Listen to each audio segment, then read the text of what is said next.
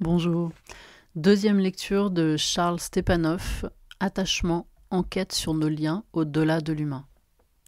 En ville, l'habitat est fait d'immeubles de briques et de pierres, et l'approvisionnement vient de magasins où sont vendus des aliments et des produits d'origine lointaine. Non que les citadins n'aient aucun rapport avec l'environnement, qu'ils en soient déconnectés, comme on le dit souvent, mais ils y sont connectés tout autrement. Beaucoup d'urbains modernes entretiennent des rapports très affectueux avec des animaux de compagnie, chats ou chiens, qu'ils nourrissent et à qui ils parlent, tout en accordant leurs soins à des jardinières de fleurs et des plantes d'intérieur. Ils profitent de parcs réunissant des essences venues de différents continents dans lesquels ils nourrissent des pigeons et des corneilles. On se trompe profondément quand on dit que les modernes n'ont plus de liens sociaux ou affectifs avec le milieu vivant. Bien au contraire, ils n'ont que cela. Ils multiplient les attitudes de soins envers les êtres vivants qui les entourent et se gardent de les exploiter. Ils ne mangent pas les pigeons, ne se confectionnent pas de vêtements à partir de la fourrure de leurs chiens, n'abattent pas les platanes des rues pour faire un bon feu, ni ne boivent l'eau des rivières. Ils ont donc peu ou pas de rapport métabolique avec leur milieu environnant, puisque celui-ci ne contribue pas à assurer leurs besoins énergétiques pour se nourrir et se chauffer. Pourtant, les modernes ne vivent pas tels des anges, puisqu'ils consomment des quantités gigantesques d'énergie vivante et d'hydrocarbures dans leur alimentation, chauffage et transport.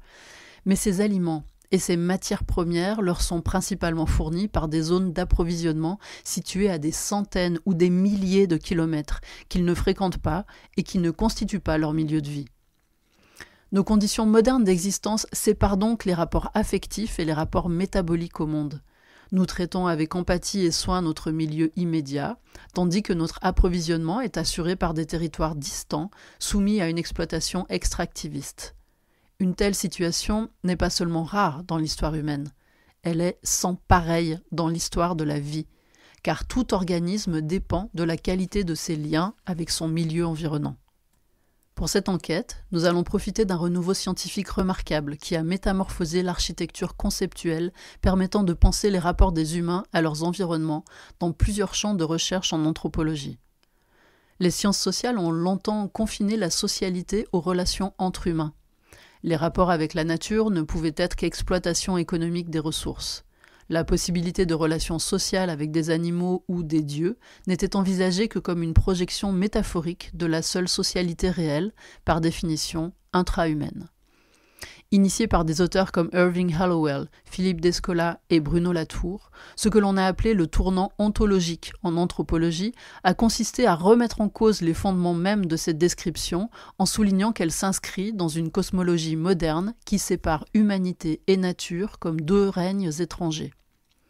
Des enquêtes de terrain menées sur tous les continents montrent en effet que ce dualisme n'a rien d'universel, car dans de nombreuses sociétés, des rapports sociaux tels que la réciprocité, la dette, la souveraineté, la parenté ou les attachements, loin de se cantonner aux humains, incluent des plantes, des animaux, des lieux, des esprits.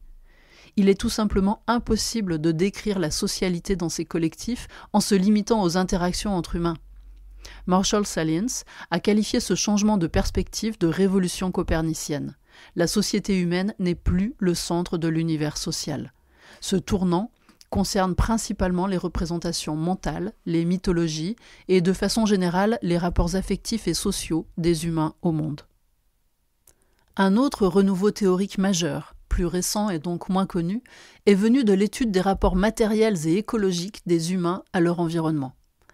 Pendant longtemps, les études écologiques se sont focalisées sur les interactions entre des organismes dont les humains ne faisaient pas partie.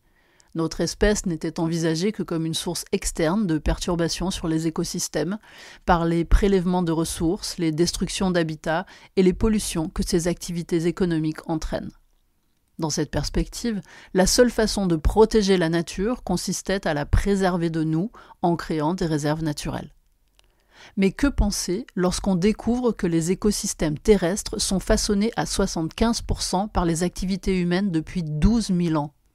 Récemment, les études archéologiques et écologiques des environnements anciens ont montré que dès la fin de la dernière ère glaciaire, les sociétés humaines altéraient les milieux terrestres par les incendies contrôlés, la collecte, la chasse et la propagation d'espèces animales et végétales, provoquant des effets en cascade sur les écosystèmes.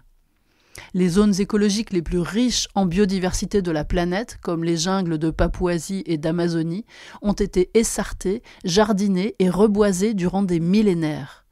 Les techniques de prospection lidar par laser révèlent peu à peu que les forêts que l'on croyait primaires ne l'étaient pas. Certaines régions amazoniennes ont connu d'importants aménagements anciens, comme des routes, des canaux d'irrigation et même des villes, tandis que la forêt tempérée de Bialowieza en Europe de l'Est a abrité les champs et les villages de nombreuses générations de paysans et de bûcherons. Les paysages de notre planète sont la mémoire vivante de dialogues millénaires entre des populations humaines et leurs milieux proches. La plupart des zones réellement sauvages et vierges de tout impact humain sont également vierges de vie, puisqu'elles se trouvent sous les calottes glaciaires du Groenland et de l'Antarctique. Avec cette nouvelle vision de l'histoire de la biosphère, c'est la distinction même entre nature sauvage et paysage artificialisé qui devient floue et poreuse. La conception qui définissait les activités humaines comme nécessairement extérieures et nuisibles aux écosystèmes s'enracinait elle aussi dans la cosmologie moderne dualiste qui oppose humanité et nature. Les dégradations écologiques subies par la planète ces dernières décennies sont colossales, mais on se trompe si l'on continue de croire qu'elles sont dues à l'arrivée des humains dans des zones jusque-là immaculées. Ce qui a radicalement changé, ce sont les usages humains des territoires. Des modes de vie produisant des mosaïques paysagères riches ont été massivement remplacés par une exploitation extractiviste des ressources du fait du colonialisme et d'une agriculture intensive.